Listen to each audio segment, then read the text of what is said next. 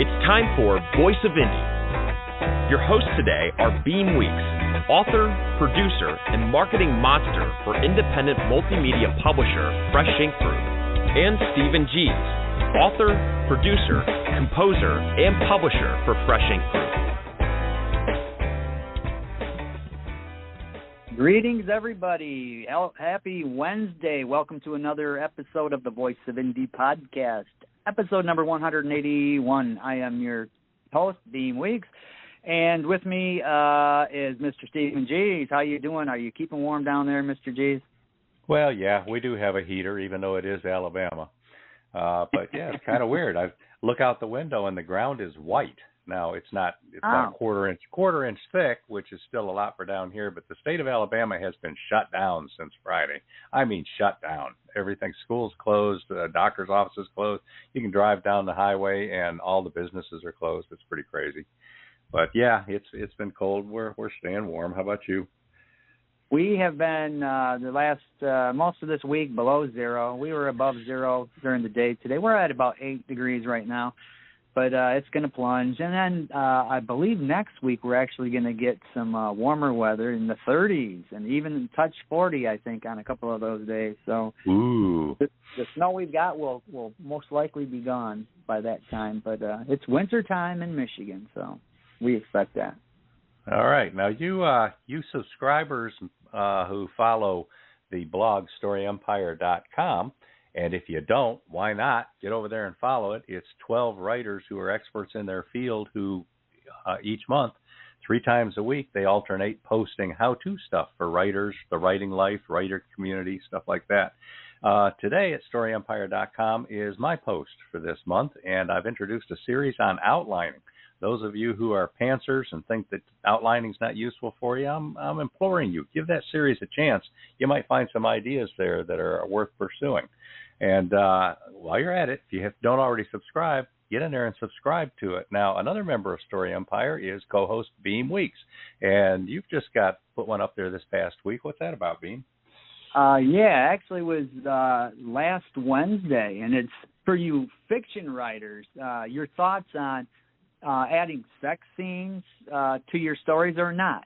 What is your thoughts on it? And some authors, they commented that they're awkward, so they don't like to put them in there, and some of them don't like the overkill, and some of them are like, leave it to the imagination. Close the bedroom door and let the reader imagine what's going on, and then just move the story on. So a lot of great feedback on that, and get over there to StoryEmpire.com and check those out. And there's some really good stuff out there from all the other contributors as well. So yeah, cool. Yeah, and do leave comments when you're over there, people, because we all are very interactive there. When we put our posts up each month, we go check throughout the day, and we respond to virtually every comment, and we get some good discussions going. So get out there, follow it, and participate as well. StoryEmpire.com. And share, hit that share button. Share it on Twitter and wherever else you're on social media, because there's a lot of great advice and tips for writers out there on here. And if there's other writers out there that may need help in a certain area, Story Empire is the place to be for that. Yeah.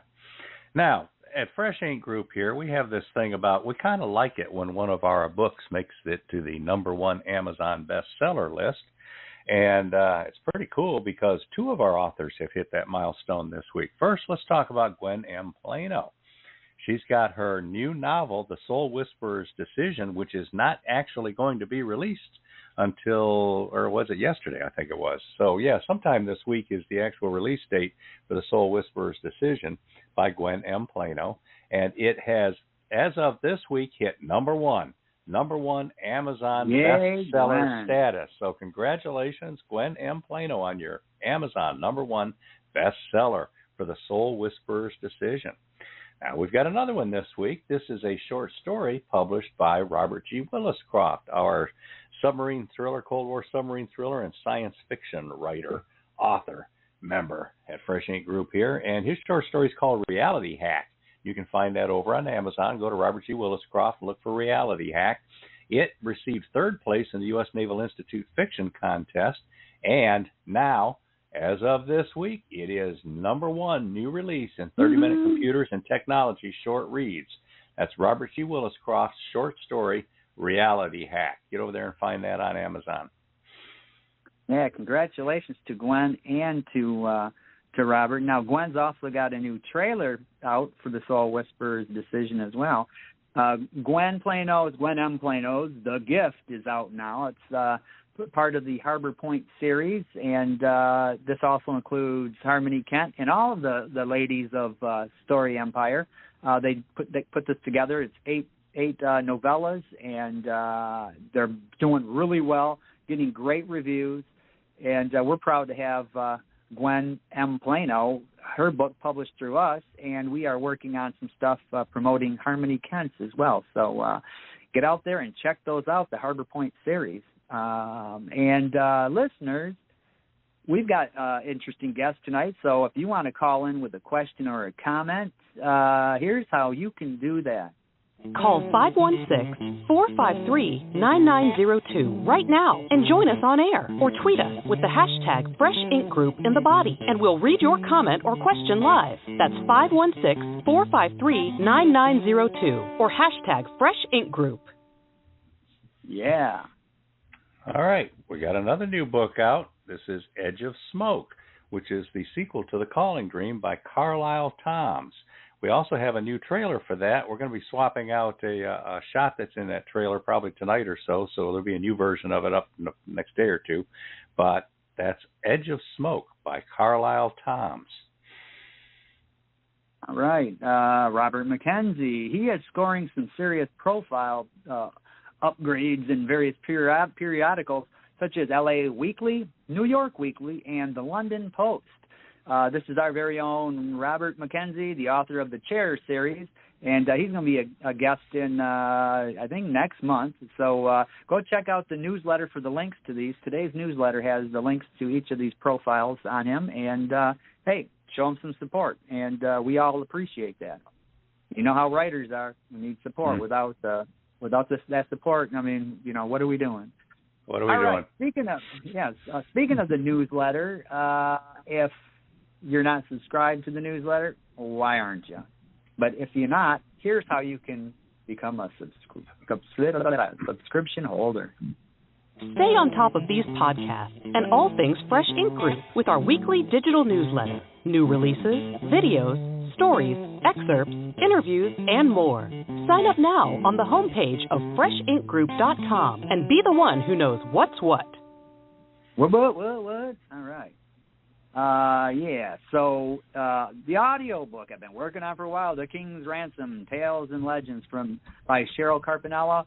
I finished the final editing on it, hopefully she's got the files, and hopefully she gives the go-ahead, and we will have this thing up and published in a matter of days, and I will be putting together a book trailer for that as well, so keep your eyes and ears open for that.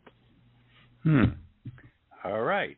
Let's take a look at what's happening in the top 25 Fresh Ink Group bestsellers for this week. Starting at the bottom, The Rise and Fall of a Construction Giant, The History, People, and Stories of CFW Construction by Dick Farrar Jr. That's a fun one to keep seeing on the list. It's been out for 7 years now. Very small regional book about a local company. Turns out to be of interest to people all over the world. Above that, Mary Schmidt's Sammy, Hero at Age 5. This is told from the point of view of her 5-year-old son, who she lost to pediatric brain cancer. It's a memoir from the child's point of view. Above that, Larry Landgraf's The Adventures of Ali Orangutan. This is an illustrated chapter book about a chimpanzee who's captured, being brought to America to be put in a zoo, and he escapes and goes on an adventure. Above that, Robert McKenzie. This is part of his Chair series, and he's got the Chair Volume 1, Lightning, Thunder, and Glory, and then the one above that is the Chair Volume 2, Faith, Hope, and Love. 3 and 4 are already out, so let's see if either of those made the list. Now, above those, we've got B.A. Johnson's Sassy Discovers the AME Church. This is the first of 2 illustrated chapter books about a little girl who's learning about her church. Above that, we've got Kanoi K's memoir, My 3 Wishes, memoir of a Hawaiian dancer whose family troupe traveled the world. There's a lot of fun stories in that, very cool photos and stuff. What a great life that she managed to live with her family. Now we've got David Carroll. Hello, Chattanooga, famous people who have visited the Tennessee Valley. This is becoming a perpetual bestseller. And then above that, J. Looney, The Trial of William Shakespeare, a dramatization of the authorship controversy in which the audience renders a verdict. This is a play, and it can be read like a novel or a story, but it can also be put on and performed like a play as well. J. Looney has several of those, and this week he has made the list again. Above that, Vladimir Kalixty. She's a therapist in Manhattan, and her book, Naked and Transparent, 6 Vital Tools for Knowing Yourself and Attracting Healthy Relationships, is steadily moving up the list, even though that's been out for about 4 or 5 years now. Now, our next 2 books are by Kenneth Lindquist. We have How to Teach Driving Behind the Wheel, Lesson by Lesson, Instructor's Edition, and then just above that, How to Teach Driving Behind the Wheel, Lesson by Lesson, Parents Edition. These are both How to Teach Driver's Ed. The first one is for people who want to become certified instructors in their various states, and the other one is for parents or people who just have young people they care about and want to help them be better drivers. Now, above that, we've got Dr. Helen Burrell's American Agony, the Opioid War Against Patience and Pain. And she wants us to mention that opioid patients who have lost their opioid prescriptions, there's information in this book about how to get your prescriptions back. So pay attention to that. Now, we've got another new release on here. Robert G. Willis Cross, Ran, A Civilization in Hiding, the Third Ort Chronicle. And if the Third Ort Chronicle doesn't tell you there's a Second Ort Chronicle and a First Ort Chronicle, you're not paying attention. He's got all 3 of those Ort Chronicle books out now. We're getting ready to put out a 4th one here in a couple of weeks or so. And that hardcover edition, yes, Robert, it's the hardcover of your novel that has worked its way up our list. But I see above it, if I jump up 3 more slots, the paperback edition is on here as well. Now, between those, we've got the hardcover and paperback editions of Celebrate 98, the untold stories behind the Tennessee Football Vols' 1998 National Championship. College football season is over now, and, you know, not to put too fine a point on it, but my team, Michigan, is the champion this year. But there's still going to be a lot of interest year-round in these kinds of books, and this is a collector's edition as well, with all the pictures, the behind-the-scenes stories from a guy who was there and saw it all. So Celebrate 98. Check that out by Dave Hooker. Now, another Robert G. Willis Croft, Operation Ivy Bells, a Mac McDowell mission. This is the first of 4 Mac McDowell missions that are out right now, and he's working on number 5. These are submarine Cold War thrillers. Here we are, Robert McKenzie's The Chair, Volume 4. This is the new release. This is the next up on the list. And, Robert, it's the hardcover edition. Yes, the hardcover is dramatically outselling the paperback edition on a lengthy novel. That's pretty cool. So congratulations, Robert. Now, this gets us to the top 6. And this is a fun one to see. One of the very first books Fresh Ink Group published. I mean, this is way back, 15, 20 years ago, something like that. The Autumn Tree by Aisha Hassan. She's a Pakistani nationalist who's a TV newscaster, reporter, and researcher, and college teacher who is working in the United Arab Emirates. And her book, The Autumn Tree, which is a novel and has been out for decades, is number 6 on our bestseller list this week. So you see, people, once you put them out there, don't forget about them. Just keep them alive as long as you can, and there's always new audiences to find. So that gets us to the top 5. Print bestsellers from Fresh Ink Group. Number 5, the hardcover edition of Mark Herndon's The High Road, Memories from a Long Trip. Mark was the drummer for the super country group Alabama for almost 3 decades, and he's a member of the Country Music Hall of Fame. And he's married to country music star Leah Seawright right now, and they've been working on some new music as well. So that's The High Road, Memories from a Long Trip by Mark Herndon. Gwen M. Plano's The Soul Whisperer's Decision is our number 4 bestseller this week. And over at Amazon, she hit number 1 Amazon bestseller with The Soul Whisperer's Decision. Hey!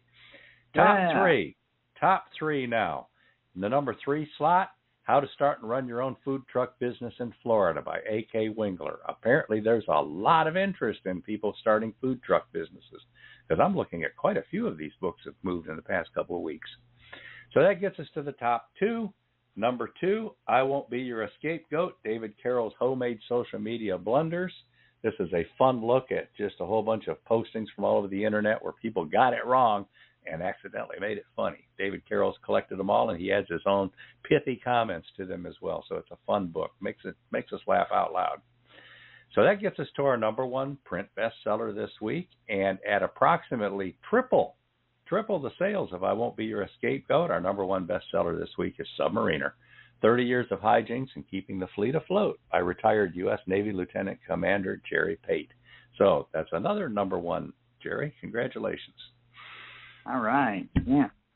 So, congratulations to everybody on that list, especially to Jerry being up there. That book just keeps selling and selling. It's the book that keeps on going. Yeah. Listeners, if you've missed an episode or you're new to the program and you want to hear some of the old episodes, what we've done in the past, we're coming up on our 4th year now. So help us celebrate 4 years by tuning in each week. But if you can't, we've got an archive where you can catch all those old episodes, and if you miss one, you can always find it there. And here's how you can find those various archives. Find your favorite show in the Voice of Indie archives on YouTube at Fresh Ink Group, StephenG's.com, BeamWeeks.com, FreshInkGroup.com, and on Spotify. And now you can listen on iHeartRadio, Google Podcasts, and tune in. Just search The Voice of Indie, all one word.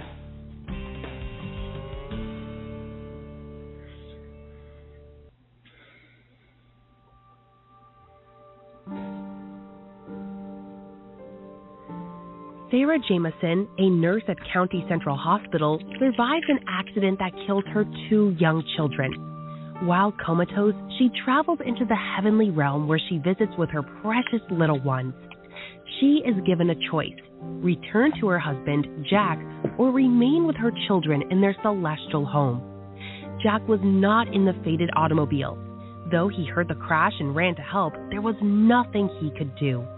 He suffers the loss of his children, fears the potential demise of his wife, and wonders about his own sanity. His struggle with PTSD from his military years has returned, and at times he cannot distinguish between the present and the past. An accident tragically changed the lives of this young family, but out of sorrow emerges unexpected blessings. You'll be deeply moved by Gwen M. Plano's new novel, The Soul Whisperer's Decision, proudly published by Fresh Ink Group in jacketed hardcover, softcover, and all ebook formats. The Soul Whisperer's Decision by Gwen M. Plano.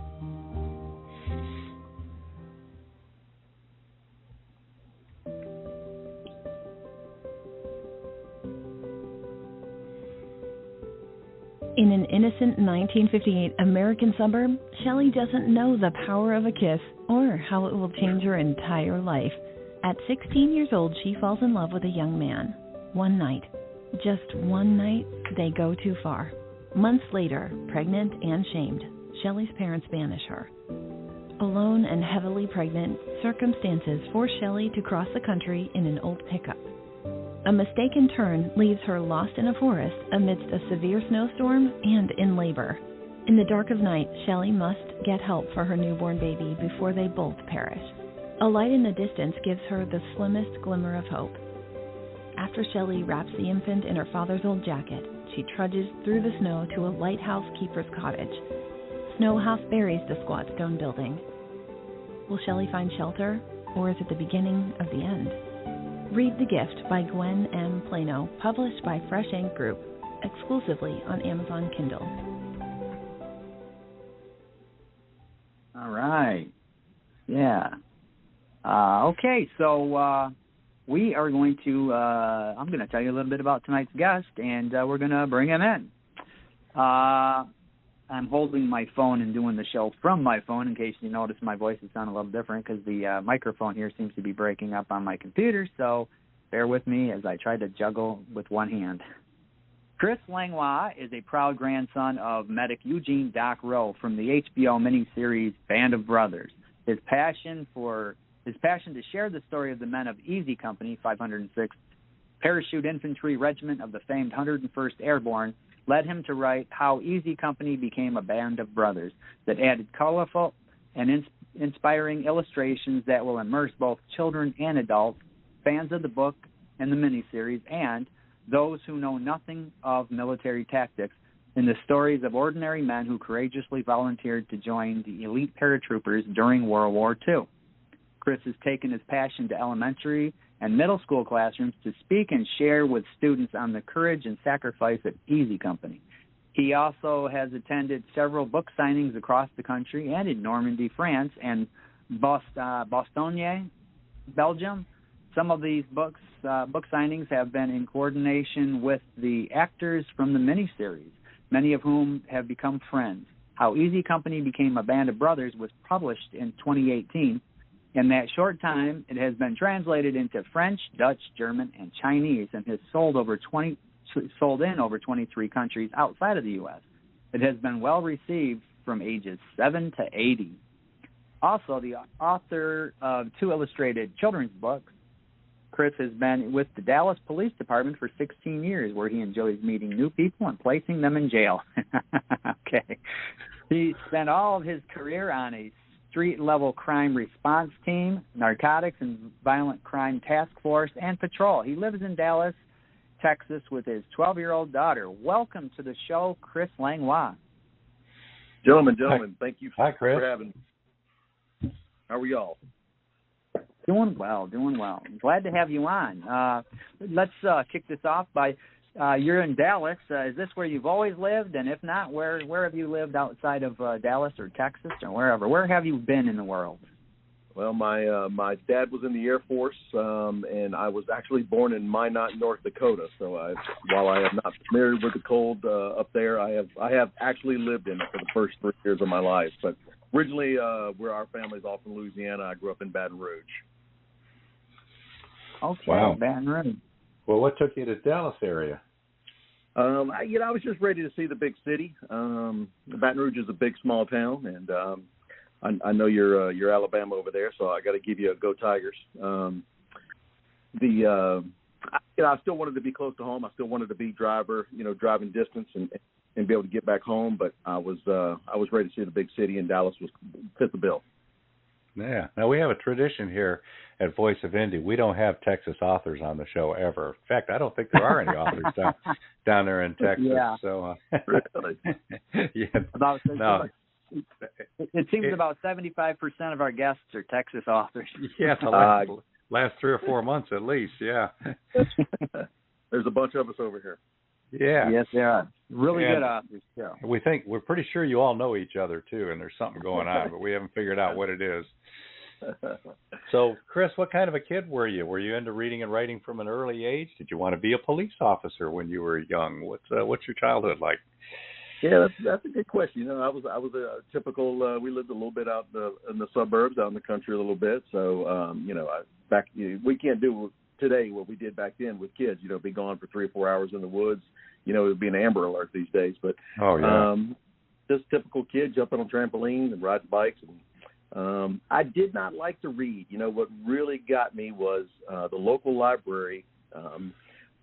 I'll date myself, but minimum wage back then I think was like $3.75, and the parish library was paying $5.25.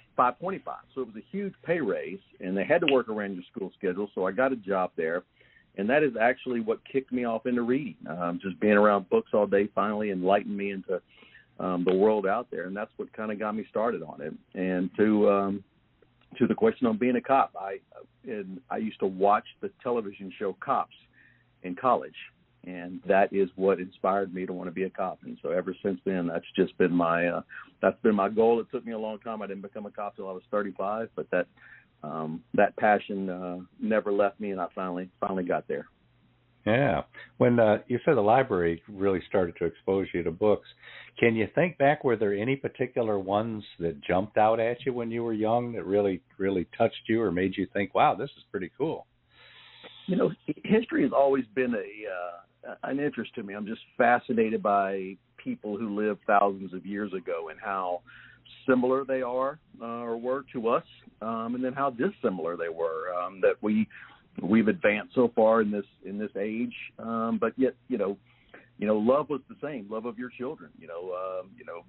Creating a lasting legacy. So those things have always touched me. And of course, the military side, when you talk about ancient Rome or things like that, where you you talk about the conquest and the ability of to go from a small hill in Rome's case to, you know, a vast empire. So just sometimes what the ancients accomplished is pretty mind-boggling, even still here today. So that's the kind of stuff that really has always attracted me. So, being a police officer, I'm guessing there was some college involved in there. What's your educational background? And since you're still somewhat young, any future plans to maybe go back and get a degree in something to further your career? You know, so I graduated high school in Baton Rouge and did my 4 years at LSU, graduated at LSU in a degree in economics. And, you know, we can always go back. There's a lot of incentives here in Texas. I think in the state-wise, the state will actually reimburse a lot of our education if we take criminal justice classes and things like that. And if I were going to promote and try to be upper echelon in the department, I would probably go that route. But to be honest, after 16 years, I am still a street cop. I love being a street cop. I cannot foresee not being a street cop. I guess it would take something physically. I'm just not able to do it anymore. But there's no replacement for being a street cop. There's no turning on those lights. You know, we have a tone, what we call a tone. So a loud beep comes over the radio, and that means it's a lights and sirens call is basically what it means. And so there's just no substitute for that. All of a sudden, that tone happened. And last night we had a shooting last night. There's a double murder. I mean, it's just, there's no substitute for driving fast and getting, you know, one of the first guys on the scene. You got dead bodies and people going crazy and things like that. It's just it's a world that I can't imagine leaving. Once you become a sergeant, you're in the office a lot. You're not on the streets as much. So I think I'll be a street cop until they tell me I can't be one anymore. Cool. So Chris, are you an adrenaline junkie? Is that what you're telling us? Yeah. I would have to admit I've skydived. So yeah, I think I would call myself an adrenaline junkie. Okay, nothing wrong with that. All right, we are talking with Chris Langlois, and we are going to go through a commercial, and we've got a caller on the line on hold, so we'll come back and find out who that is. When guilt-ridden Mia checks into a suicide hotel but can't go through with the final act, vengeful ghosts gather to torment her. Set in the near future, the post-war world is in turmoil. Mia Hawthorne suffers an emotional breakdown following the death of her wife and loses everything to a corrupt government. In an ironic twist of fate, the government suicide department, the Last Sanctuary, allocates a desperate and destitute Mia to the very hotel and family heirloom which she has so recently lost. On her first day at the Lighthouse Inn, beset with painful memories, doubts, and questions, Mia finds herself coming face to face with angry ghosts who gather to goad and torment her. Lost and alone, can Mia find enough strength and purpose to avoid her final, frightful fate?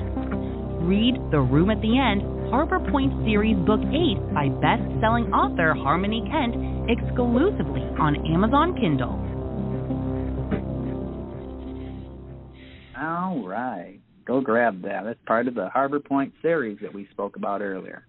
Yeah. All right. We do have a caller, so let's go ahead and take this caller here on the telephone. Hello, caller. What's your name and where are you calling from?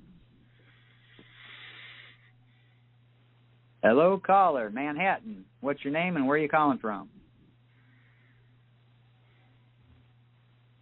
Okay. We're going to go ahead and take that off on hold. That actually might be Dr. Helen.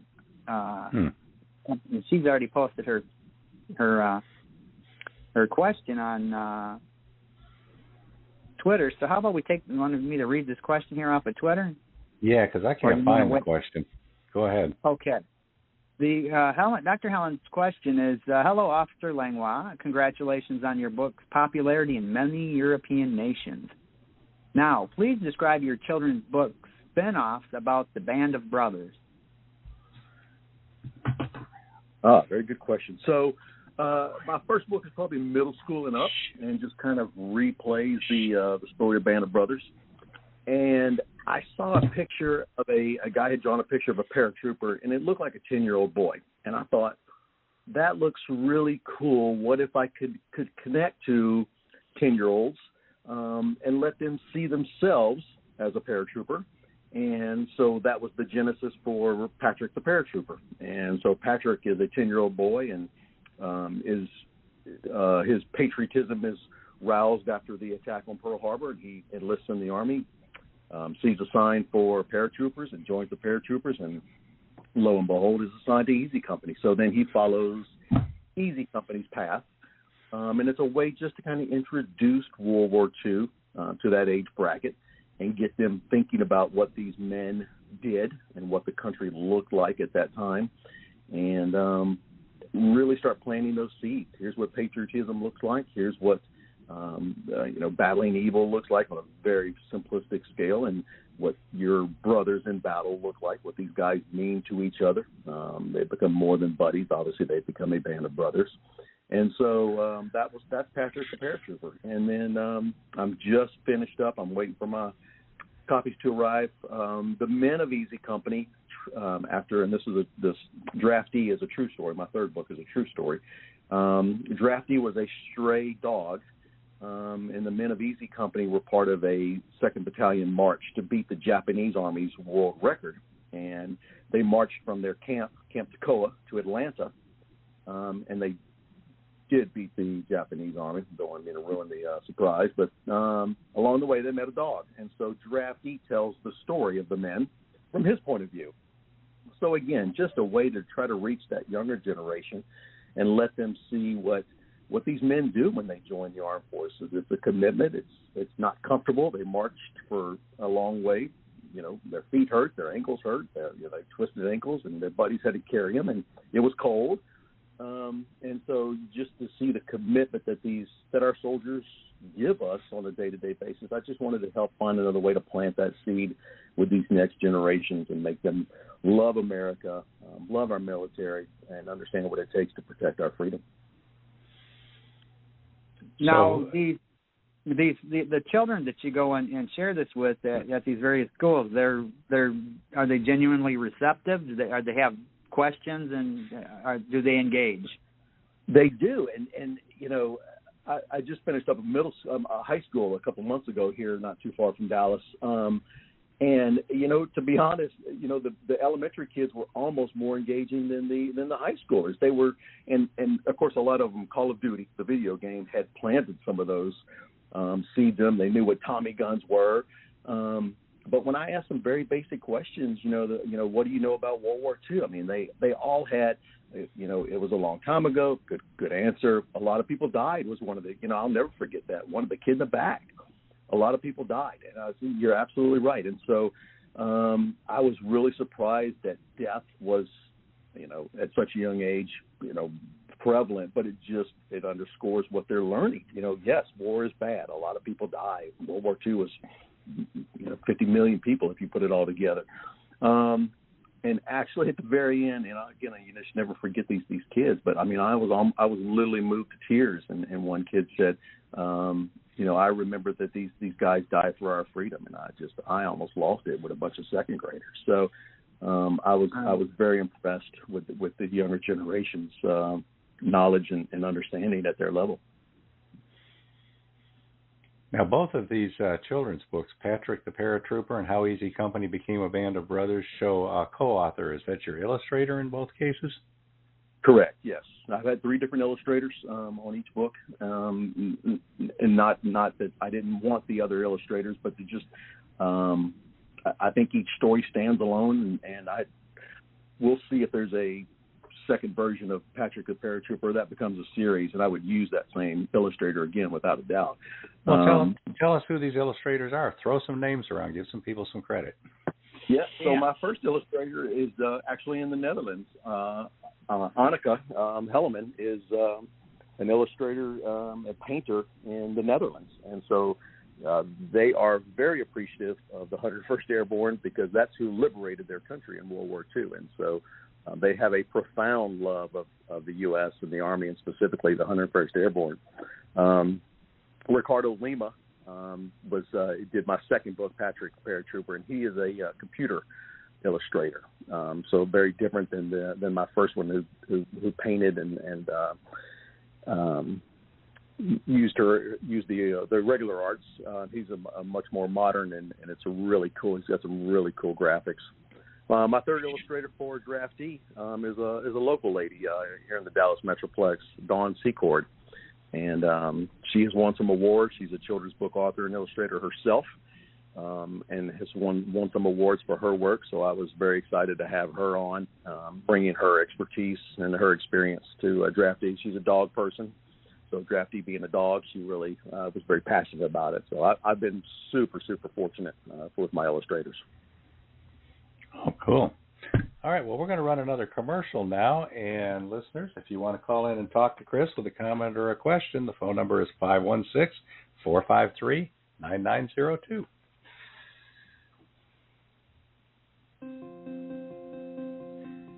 In the Pruitt-Igoe slums of St. Louis in the 1960s, a heroin addict mother breaks her son's dolls and screams, "You are not a girl."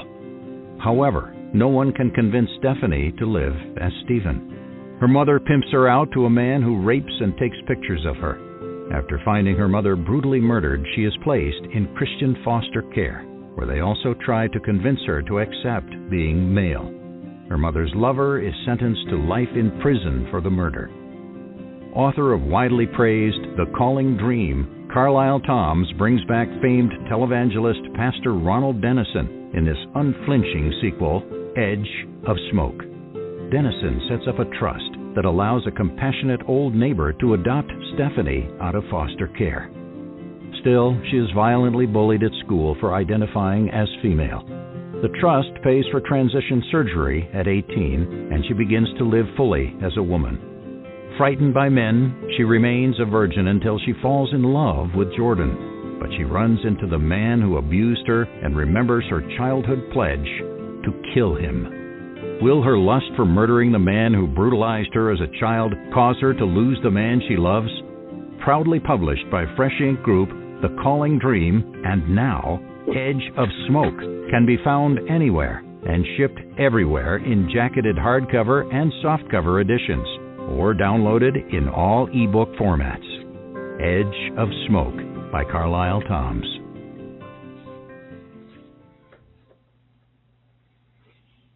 All right. Carlisle Thoms is another one of those Texas authors. He's not originally from there, but that's where he's at nowadays. So, Chris, when you're not out there driving around and getting that adrenaline fix or writing books, what do you like to do with your spare time? You got any hobbies or interests? There's so little spare time these days. I really, I enjoy spending time with my daughter. It's we all have busy schedules.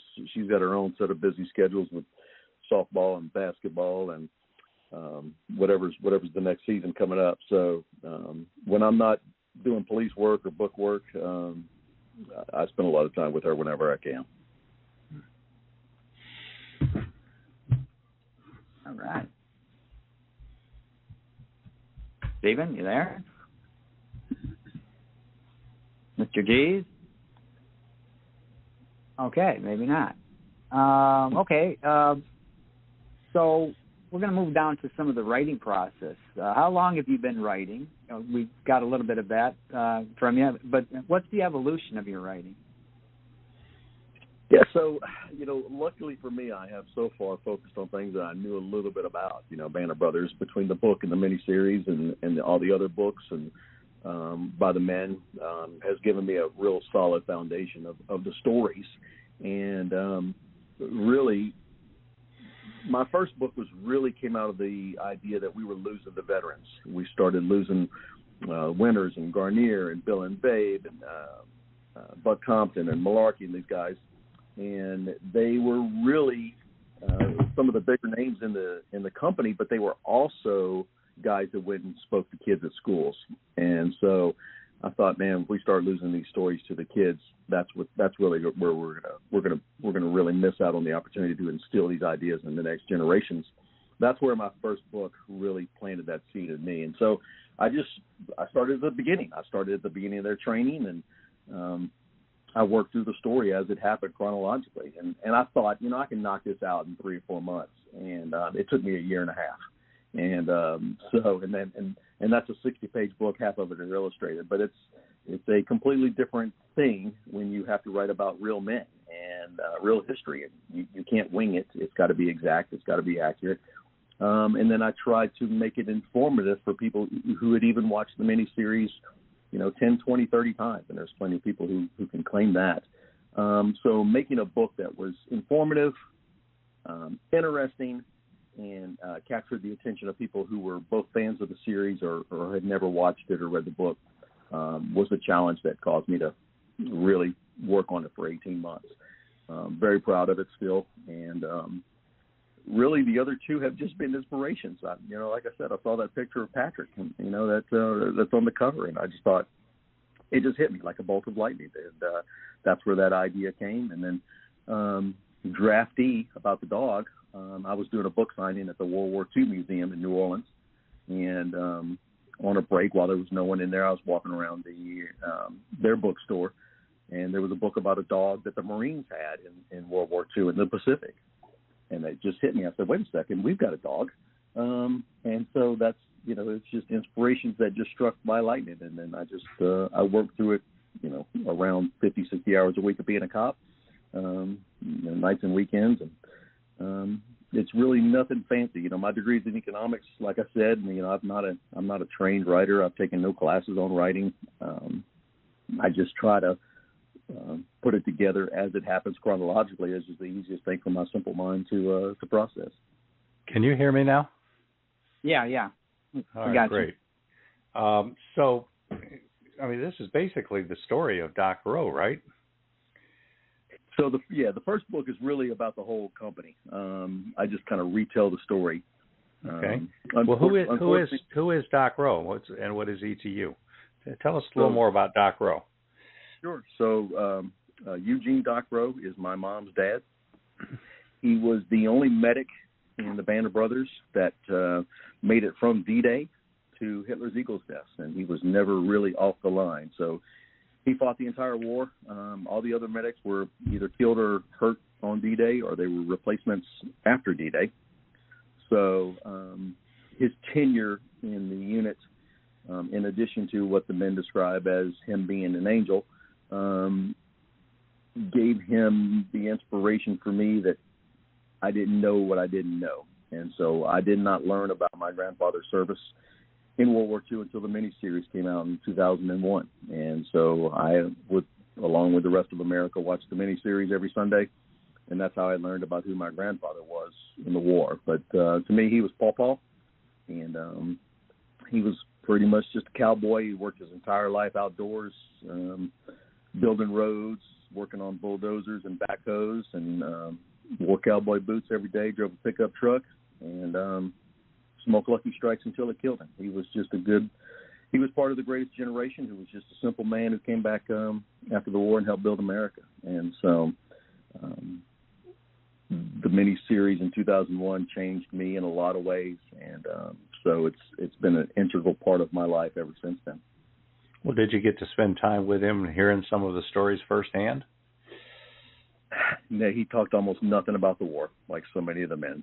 The few stories that I have from my aunt and uncle and my mom, I could tell you in a couple of minutes. He just didn't talk about it. And he died in 98. So the series came out in 2001. So he died just before the series came out. So one of my huge wishes, if I could go back in time, was pull up a tape recorder and just say, tell him, start talking. I wish I had all those stories.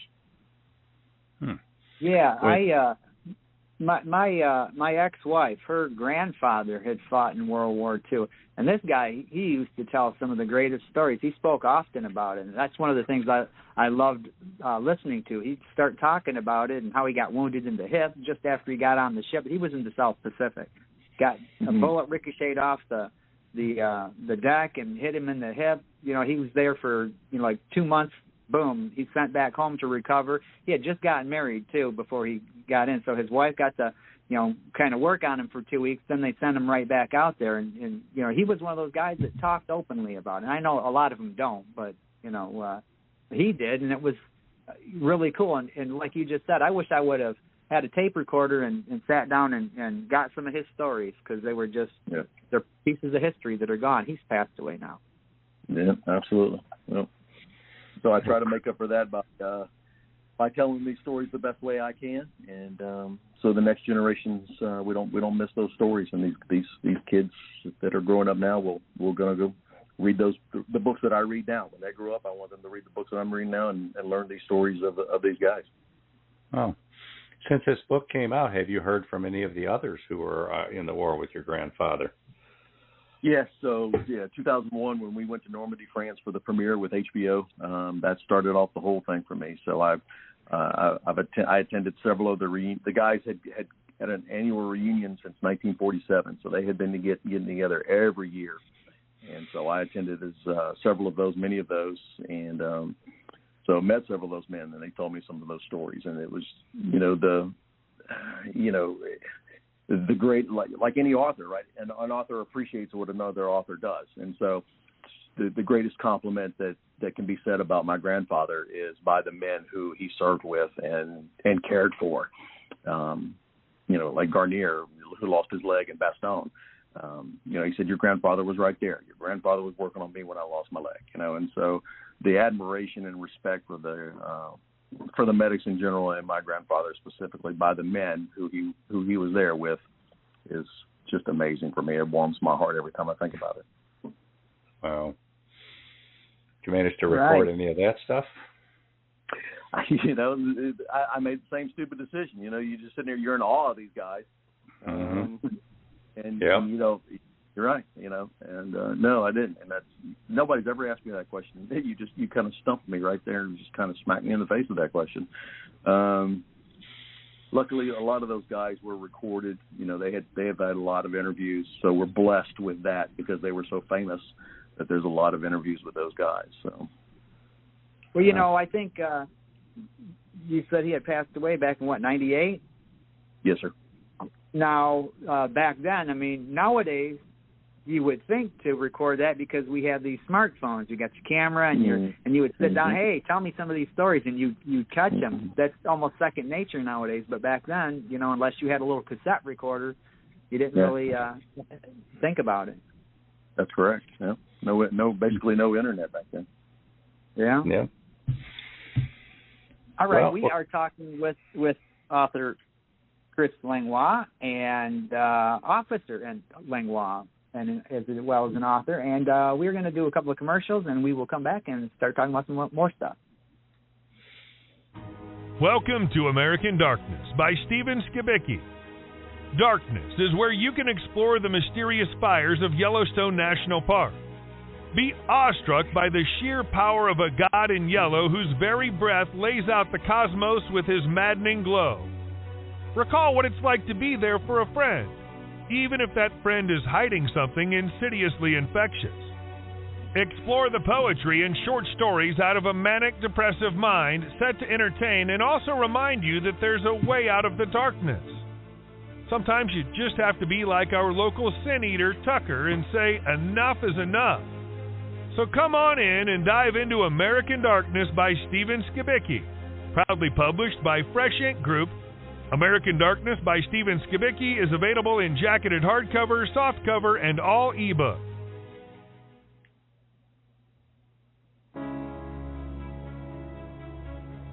Submariner, 30 years of hijinks and keeping the fleet afloat. Jerry Pate's semi-autobiographical collection of 60 stories recounts his 30 years in and around the U.S. Navy submarine fleet, ranging from lighthearted to wrenching. All are poignant inside looks at naval operations rarely seen by outsiders. Topics include the real story behind the shuttle Challenger tragedy, risking his own life underwater, discovering a Soviet spy living across the street, surviving when an engine ignites, critical missions, and the everyday lives of men and women of the fleet. Compiled by author Robert G. Williscroft and proudly published by Fresh Ink Group. Submariner is available worldwide in hardcover, softcover, and all ebook formats. Dive into Submariner for hijinks and breathtaking adventure with this poignant memoir by a true American hero.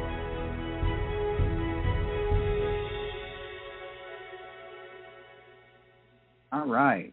That is the number one Fresh Ink Group book right now.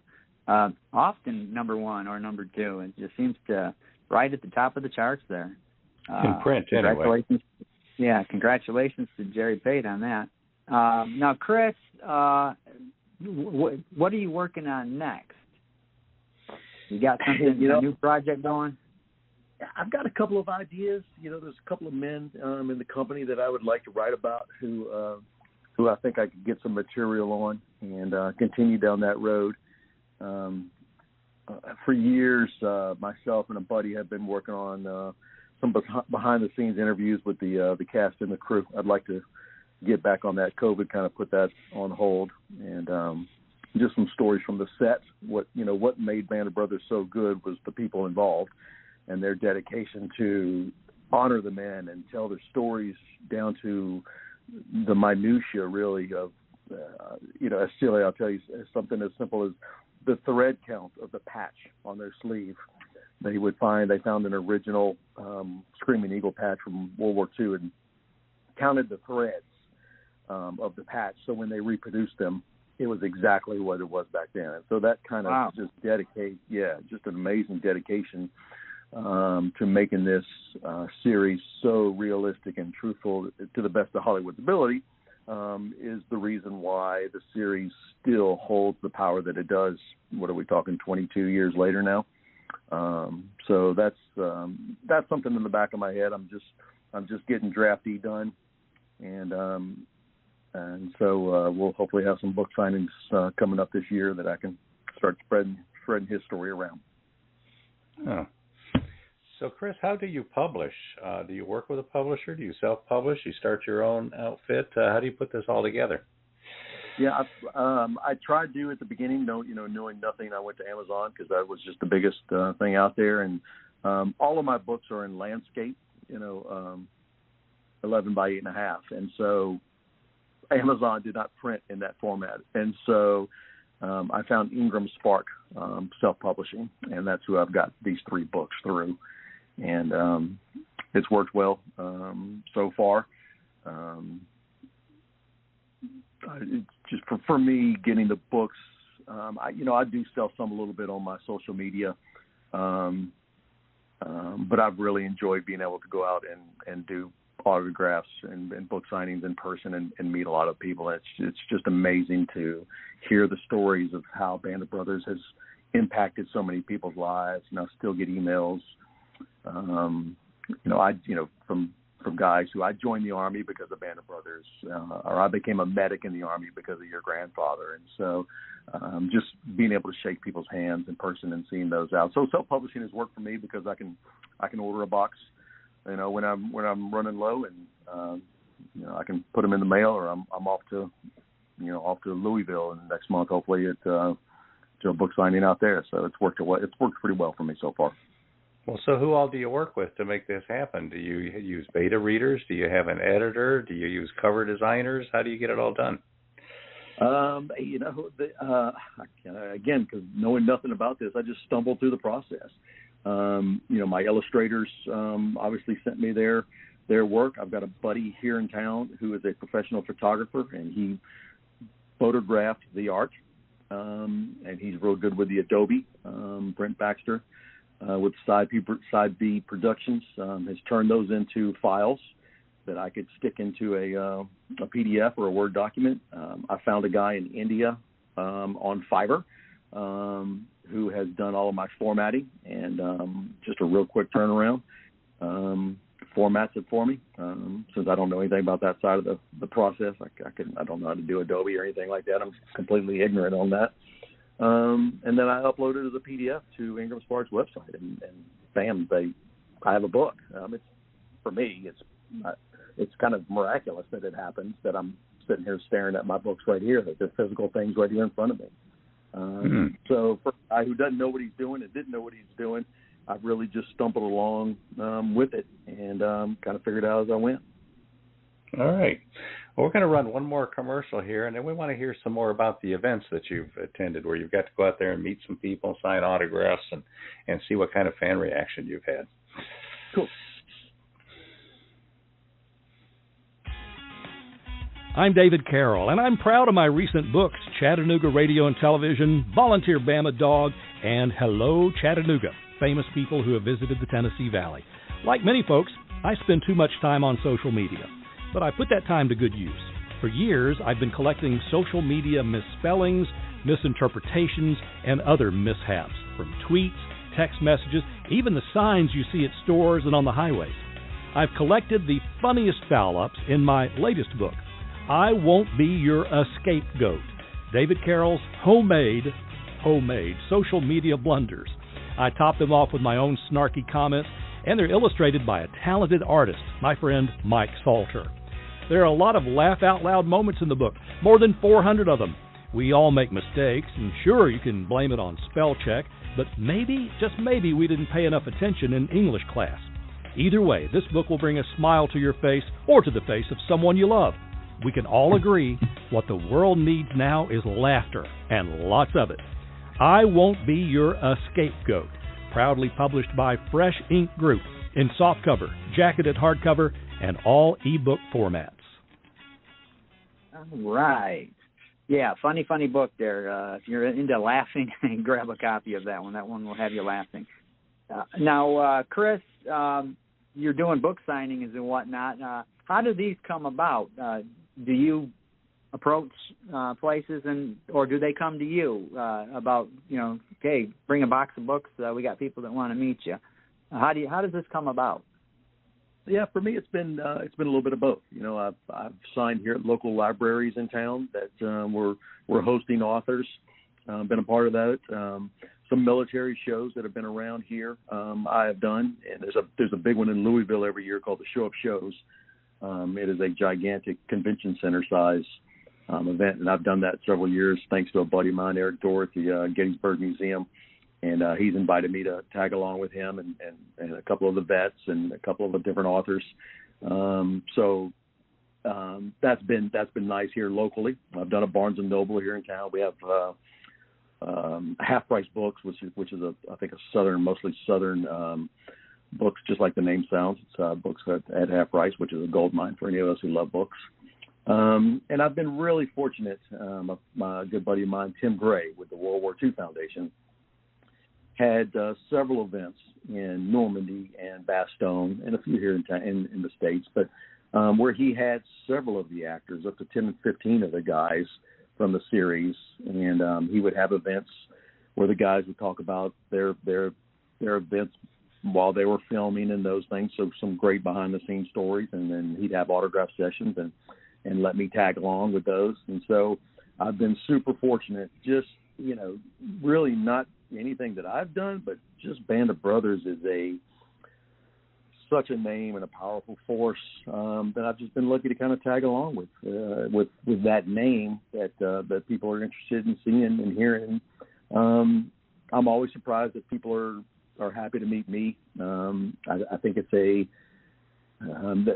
their connection with Doc Rowe is me in person. Even though I did nothing, and I tell them all the time I didn't do anything but be born.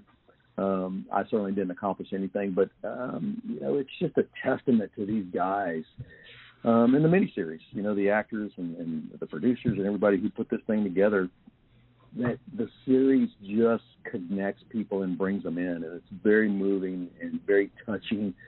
And they're just excited to meet me, and I accept that praise on behalf of Doc Rowe. It's not for me. They're not excited to meet Chris. They're excited to meet some connection to Doc Rowe. I'm just so sad that he's not here to get a piece of that. But I remind myself that all of that flows to Doc Rowe, and it flows to him because of what he did under some very ugly conditions.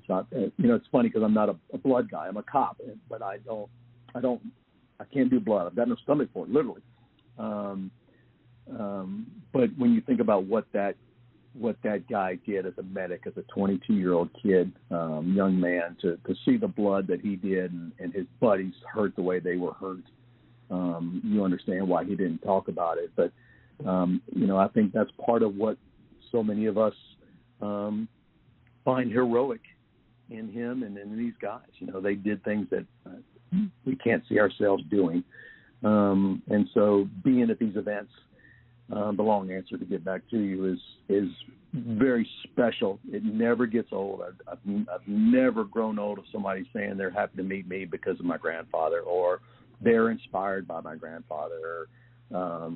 It's just a profound thing that Band of Brothers has created that allows us to all be connected with these stories of these men. And, the cliche, ordinary men doing extraordinary things, but it's not a cliche. These men accomplish some serious things by who they are and who they were, and we benefit from that still today.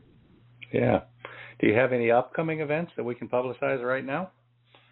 Yeah, I'll be at the Show of Shows in Louisville in February. I think that's February 22nd, 23rd, something like that. And that's a huge event if you're anything in the military, even just walking up and down those rows, just tables and tables of military stuff. It's great for kids. I think it's a great thing to bring your kids to and let them see, especially little boys like myself who just, you love guns and knives and swords and uniforms and patches and all that stuff. I think some of those is a way to reach kids and get them excited, because if you have a patch, then you learn about that unit, and then you learn about stories, and you learn about the men. And so those are all gateways to teaching, I believe.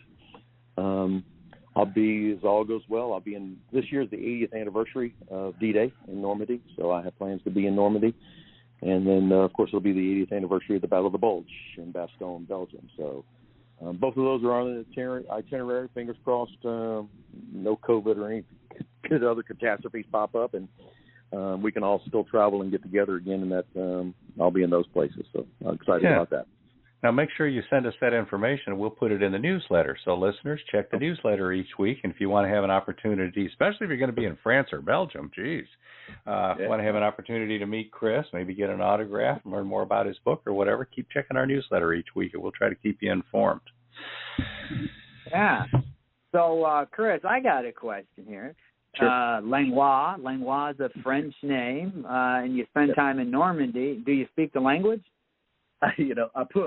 Just a little bit. It's funny because I took 2 years of French in high school, but I've been in Dallas since 1999. So, I have a lot more Spanish in my repertoire now than I do. It's kind of taken the place of my French.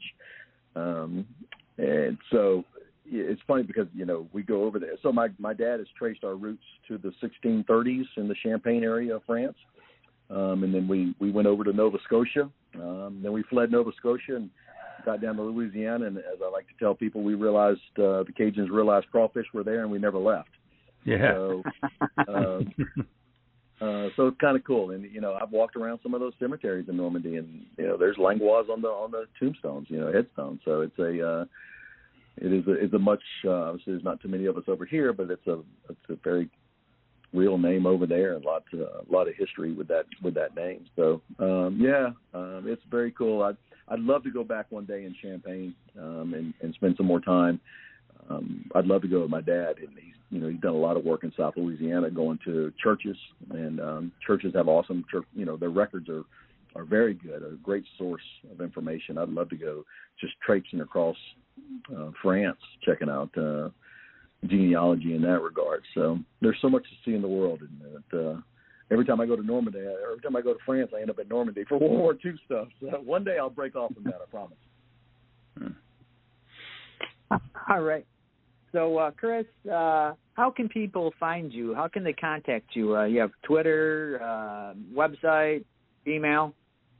Yes, sir. I spend most of my social media on Facebook and Instagram under Doc Rowe Publishing. That's DOCROE Publishing, Doc Rowe Publishing.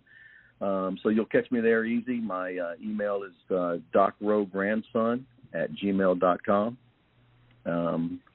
Those are the big ways to catch me, and so I try to be pretty active over there and post things that I think people will like to see and keep up with. So find me over there. And as always, we have a contact form at freshinkgroup.com. So any of our guests, if you listeners want to send a note to somebody and can't find them any other way, send us a note. We'll make sure we pass it along as well. Yeah.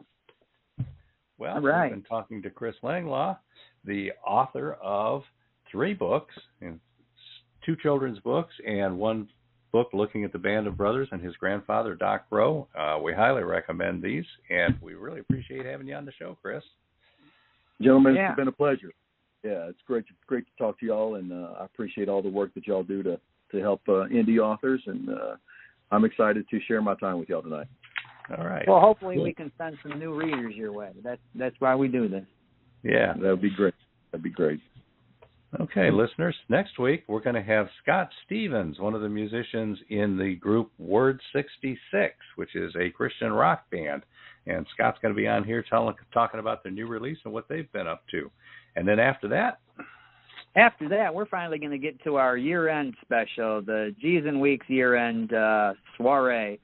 We had intended on doing that back in December 27th for the last episode of the year, but Blog Talk Radio went down, and we weren't able to do it live, and we wanted to do it live, so we're going to do it at the end of this month. So tune in for that, and after that, we're going to have Robert McKenzie back. He's the author of the Chair series, which has 4 books out now, and we're working on putting out book 5 in the next couple of months or so. So Robert McKenzie will be back talking about his newest edition in the Chair series.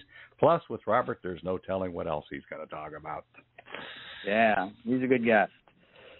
So, and there will be other guests lined up here. Hopefully by next week we'll be able to throw a few more names out there. I am busy working on that, sending out invitations. So there we go. All right. Well, thanks again, Chris. Thank you, Chris. Thank you, fellas. Yes, sir. Thank y'all. Y'all stay warm. All right. Yeah, we'll see everybody next week. And enjoy the rest of your week, everybody. Stay warm, stay safe, and we'll talk to you later. Bye.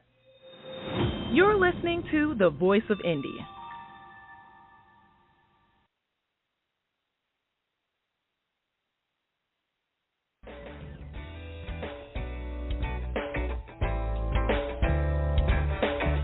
You've been a part of Voice of Indie, a production of Fresh Ink Group. Spread the word, support our guests, then find us at freshinkgroup.com and be sure to hashtag Fresh Ink Group.